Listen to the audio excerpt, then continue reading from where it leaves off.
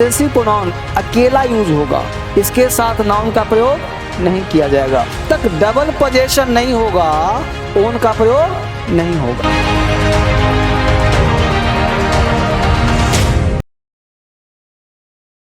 Possessive pronoun, कल भी कहा था कि कोई चीज पढ़ते हैं तो ये पूछना है क्यों पढ़ रहे हैं, क्या आवश्यकता है। पॉसेसिव एक वर्ड है जो बना है पॉसेस से। पॉसेस क्या है सर? वर्ब है।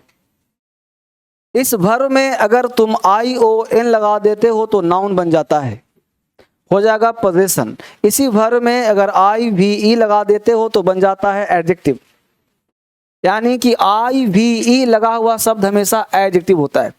तो पॉसेसिव का मतलब हो गया वह शब्द, the word which is used to show possession और ownership, it is called possessive. यानी पोजेशन अधिकार, ओनरशिप स्वामित्व। यानी नहीं बोलते बड़ा पॉसेसिव लड़का है, बड़ा पॉसेसिव लड़की है, अपने को कहीं जाने नहीं देता, मतलब मेरा ही सामान है ये। तो पॉसेस का मतलब पॉसेसिव क्या हुआ? तो पॉसेसिव मतलब अधिकार, तो किसी चीज पे अधिकार दिखाता हो। जैसे हमने बोला दिस इज अ, अब बताइए इसमें कोई अधिकार वाले शब्द हैं? यह एक किताब है, लेकिन हमने यहाँ पे लगा दिया माय। अब बोलो ये माय जो वर्ड लगा वो बुक पर अधिकार दिखा दिया, मेरा किताब छू नहीं सकते तुम, दिस इज माय बुक, है ना। दिस इज योर पेन, तो my, your, our, his, her, this like word क्या हो गया? पॉसेसिव। इन्हीं शब्दों को पॉसेसिव कहते हैं, राइट। अब हमने कहा बोला कभी अंग्रेजी समझना बढ़िया से, क्या पढ़ना हम लोगों को है। अब क्या होता है कि मैं एक हिंदी में लाइन लिखता हूं, समझना बढ़िया से, पहले कोई चीज पढ़ो समझो क्या मतलब उसका है। हमने बोला देखना ये दोनों सन्ने सही है, नहीं गलत है, तो यह मेरा कलम है चाहिए कलम मेरा है, बात तो एक ही है, बात एक ही, लेकिन अंग्रेजी दोनों का अलग अलग होगा। हमने यहां बोला यह मेरा कलम है, दिस माइन। अब देखो इस माई पेन बराबर क्या हो गया? माइन। यानी कि हमने किया क्या? माई प्लस नाउन बराबर माइन। यानी माइन जो है वो अकेला आया है, इसका मतलब माइन को हम प्रोनाउन कहेंगे। और माई नाउन के साथ आया है तो नाउन के पहले कौन रहता है? इसलिए माई को हम एडजेक्टिव कहेंगे। तो क्यों ना इसका एक चार्ट दे दूं आपको, जिसके माध्यम से आपके दिमाग में बैठ जाए। तो वही चार्ट यहाँ पे है जो समझने का हम लोग प्रयास करेंगे। Possessive pronoun. अब बताओ मुझे पर्सनल प्रोनाउन पढ़ा कि नहीं पढ़ा? जो पढ़ा हुआ उसको लिख दिया I, we, you, he, she, it, they, right. ये है पर्सनल, क्योंकि अधिकार किसका होता है? पर्सनल प्रोनाउन का। अब देखो यहाँ लिखा पॉसेसिव वर्ड। पॉसेसिव वर्ड होते कितने हैं? दो ही होते हैं, या तो पॉसेसिव प्रोनाउन होता है या तो पॉसेसिव एडजेक्टिव होता है। तो पॉसेसिव प्रोनाउन का मतलब होता है कि पॉसेसिव प्रोनाउन अकेला यूज होगा, इसके साथ नाउन का प्रयोग नहीं किया जाएगा। यह है पॉसेसिव एडजेक्टिव, ये बिना नाउन का संभव नहीं है, इसके बाद नाउन होना जरूरी है। मतलब सबके बाद प्लस नाउन होगा, और इसके बाद अगर प्लस नाउन किया तो क्या होगा? गलत होगा। ये दो चीज ध्यान रखिए, मतलब इसके बाद नाउन का प्रयोग नहीं किया जाएगा और इसके बाद नाउन का प्रयोग किया जाएगा। तो पूरा का पूरा चार्ट मिल गया तो आपको याद करने में आसानी होगा। इसे कहते हैं रिफ्लेक्सिव प्रोनाउन। प्रोनाउन आगे आएगा, ये पता है सबको।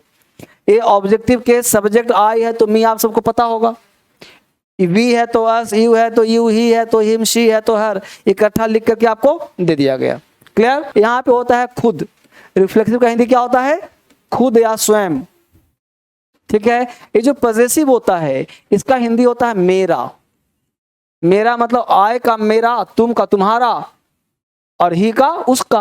तो अपना का सेंस क्या सकते? अपना, अपना, अपना। मेरा मतलब अपना। क्लियर?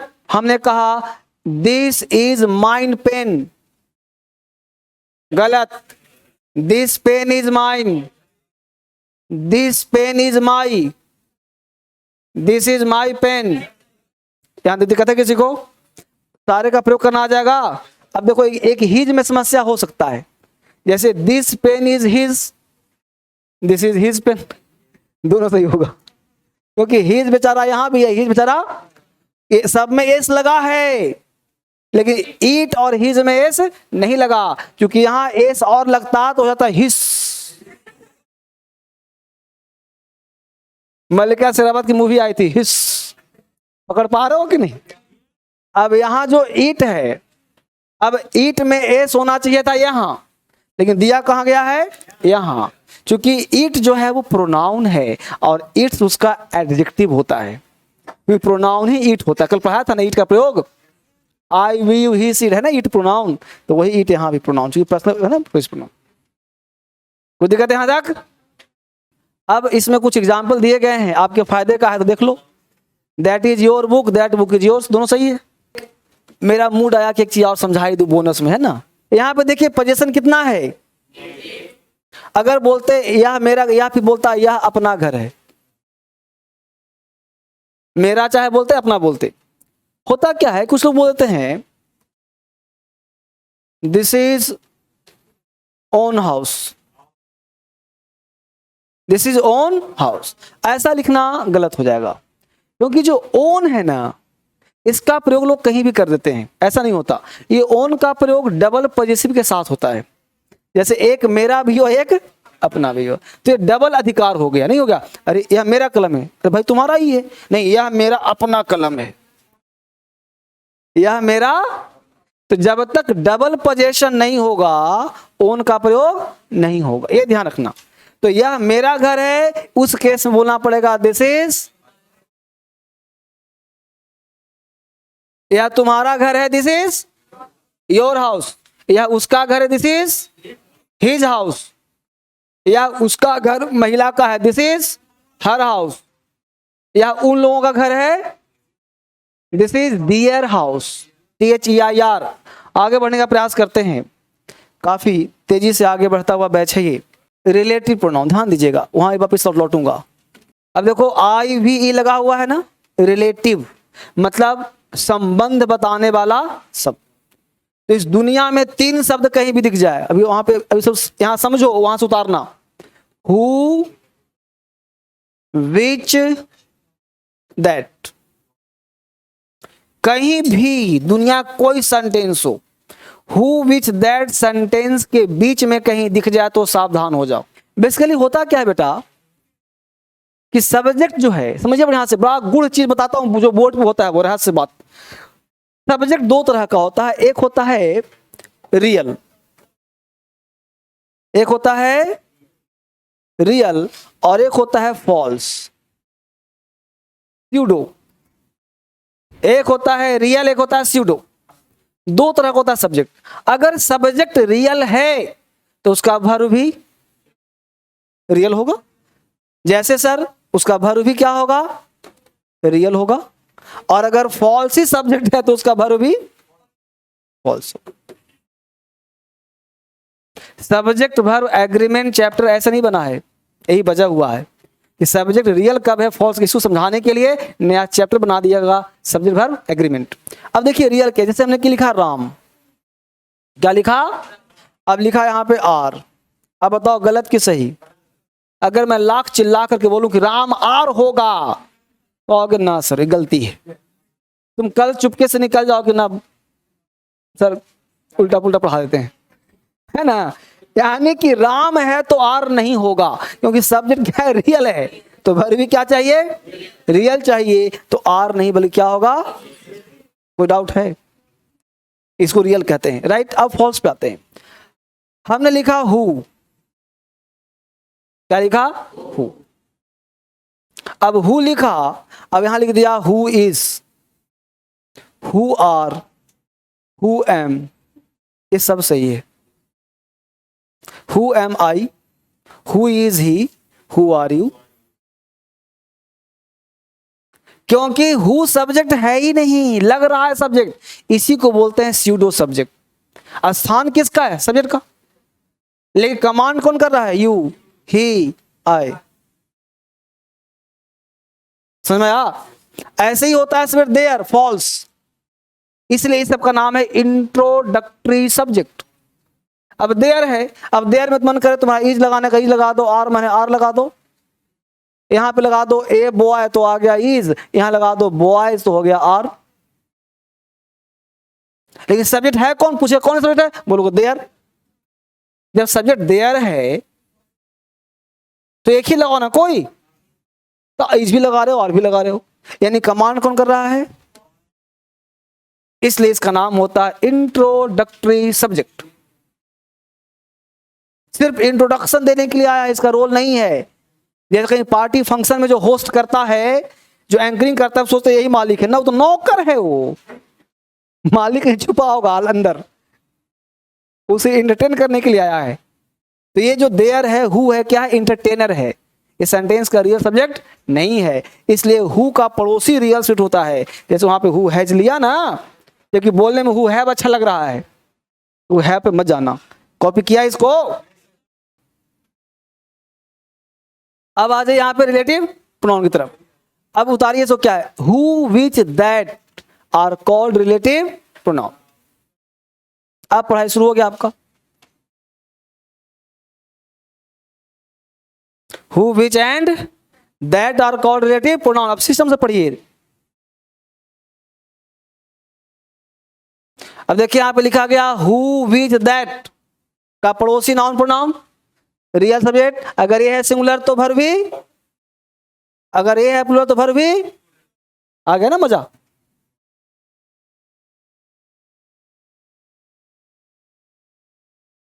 हर चीज पढ़ाऊंगा, हु का प्रयोग कहां, विच का कहां, दैट का, सब पढ़ाऊंगा पूरा। बड़ा लंबा टॉपिक है रिलेटिव प्रोनाउन। यहां से 3-4 क्वेश्चन रहता है एग्जाम में। पेशेंस के नाम का चीज होता है। देखिए जो बात वहां पे लिखा था कि सब्जेक्ट रियल तो भर भी, फॉल्स तो भर भी। जैसे हु इज है, हु आर है, हु एम है, राम इज है, ये लिख लिया होगा वहां। यहां पहला एग्जाम्पल है जानते नाम से, you are the boy. The boy बिल्कुल सही किया, इसके अनुसार वर्ब है जाया। You are the boy have, these are the boys has. क्या हो गया, क्या आना चाहिए था, these are the boys who have. बोलो 4 तक समझ में आ गया सबको, आ गया ना। क्योंकि सीधा हु को पकड़ा, हु का पड़ोसी देखा, प्लूरल तो भर भी, खत्म कहानी, आगे टेंशन नहीं। आगे बढ़े 5, द बुक्स दैट, दैट हो गया रिलेटिव प्रोनाउन, दैट का पड़ोसी वर्ब। अगर यहां होता वाज तो क्या होता, गलत होता। पकड़ में आ गया ना। बस she is one of those doctors who, doctor अनुसार डोंट, बिल्कुल सही है। अगर यहां पे होता डजंट तो क्या होता, गलत होता। समझ में आया मुद्दा। I am going to buy the car, which, which का पड़ोसी कार। अब देखो विच का प्रयोग नॉन लिविंग में करते हैं तो कार के साथ आया है, हु का प्रयोग लिविंग में करते हैं तो देखो हमेशा हु कहां आता है, व्यक्ति के साथ। विच कहां आता है, नॉन लिविंग के साथ। तो कार के अनुसार देखो बाज आया ना। यहां पे देखिए विच, बिल्डिंग, द लगा हुआ है, द भी चेक करते रहना है, द लगा हुआ है, वाज बिल्कुल सही है।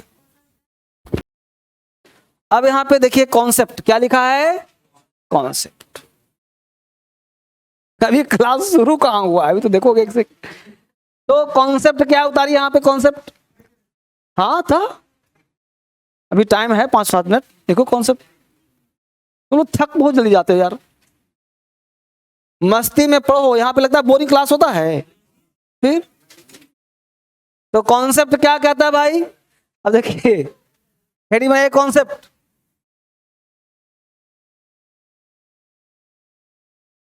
कॉन्सेप्ट हेडिंग करो कॉन्सेप्ट, मतलब पढ़ाई का पार्ट नहीं है, यहाँ पे पढ़ाई का पार्ट खत्म हो गया। अब कॉन्सेप्ट दे रहा हूं आपको।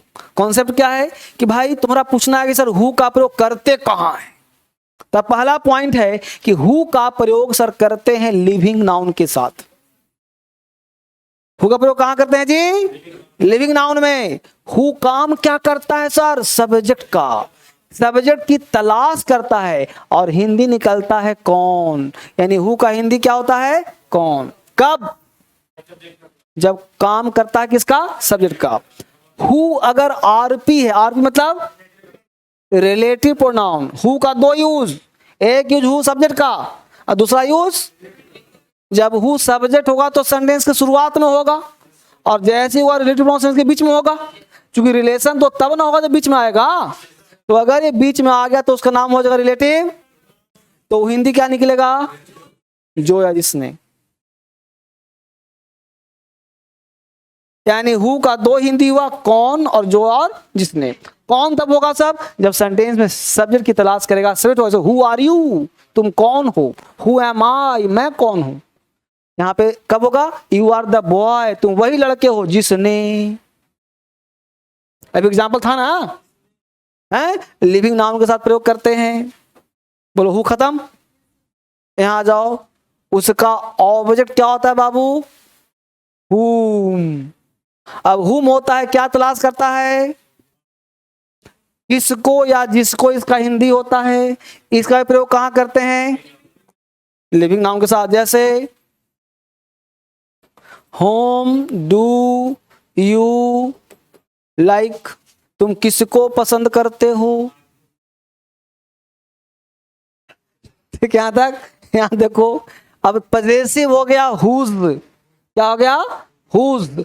ये अधिकार दिखाने के लिए आता है, किसका या जिसका का सेंस होता है। इसका प्रयोग लिविंग के साथ साथ नॉन लिविंग के साथ भी कर सकते हो। जैसे कलम किसका है, एक गाय किसका है, मेरे पास एक गाय है जिसका दूध मीठा है। I have a cow whose milk is white. जब ये एडजेक्टिव है तो इसके बाद नाउन चाहिए ही। विच एक खतरनाक शब्द है, विच क्या है जी, खतरनाक शब्द है। कैसे समझना गौर से, विच अगर आरपी है, आरपी मतलब तो सिर्फ प्रयोग होता है नॉन लिविंग के साथ, ध्यान रखना, और हिंदी निकलता है जो या जिसने। अगर विच सेंटेंस के बीच में आ रहा हो तो सिर्फ और सिर्फ नॉन लिविंग के साथ आएगा, सेपरेट आ गया अभी। लेकिन जैसे ही लिविंग नॉन लिविंग दोनों आ गया और हिंदी निकल गया कौन सा, तो उस केस में दोनों के साथ आएगा और हिंदी दिखाएगा सिलेक्शन या चॉइस, सिलेक्शन या चॉइस। जैसे which of you is a doctor, तुम में से कौन डॉक्टर है, which of you is a doctor. Which pen do you like most, which dress do you like most, कौन सा ड्रेस, कौन सा कलम, कौन सा टेबल, कौन सा बिल्डिंग, कौन सा टोपी। समझ पा रहे हो ना, तो क्या हो जाएगा कौन सा। तो उसमें सबके साथ प्रयोग कर सकते हो, लिविंग भी नॉन लिविंग। वहां पे रिलेटिव प्रोनाउन नहीं है, वहां पे इंट्रोगेटिव वर्ड है वो, समझा बात को। लेकिन सेंटेंस के बीच में आया तो हिंदी के अंदर जो या जिसने। क्लियर।